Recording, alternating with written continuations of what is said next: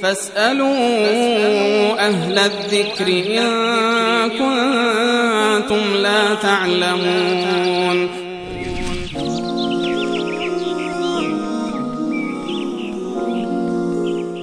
بیننده دیگری پرسیدن که سلام علیکم، با 4 شماره آخر 0531 سوالی داشتم، اگر کسی بدون روسری وضو بگیرد اشکالی دارد یا نه؟ ممنون از برنامه.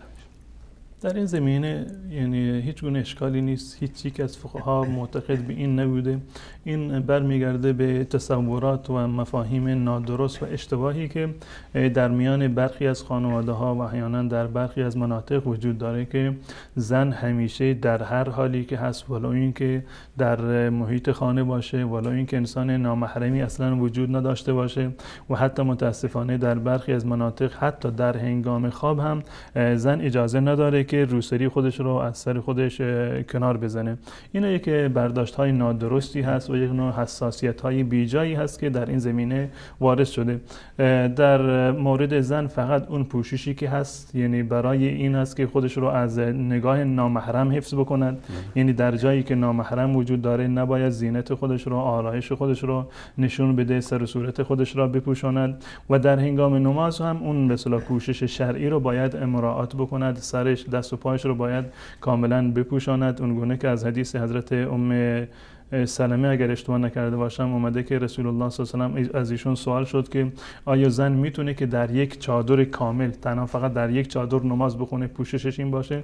فرمودن بله، به شرط این که این لباسی باشه که تا پایشون رو کاملا بپوشونه، حتی پشت پایشون رو بپوشونه.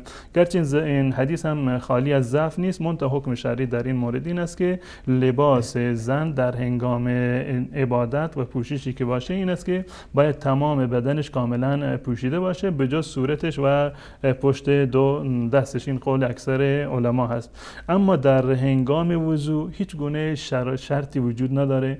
زن چه روسریش کنار رفته باشه این هیچ تأثیری در صحت وضو نداره. صحت وضو بستگی داره به همون ارکان وضو که شستن دست و صورت و پا و مسح سر هست و قبل از اون هم که به اصطلاح نیت هست. این شرایط فراهم بود وضو کاملا صحیح است. پوشیدن سر در هنگام وضو برای زنان نه لازم هست و حتی نه مستحب هست. هیچ گونه تأثیری در صحت وضو نداره.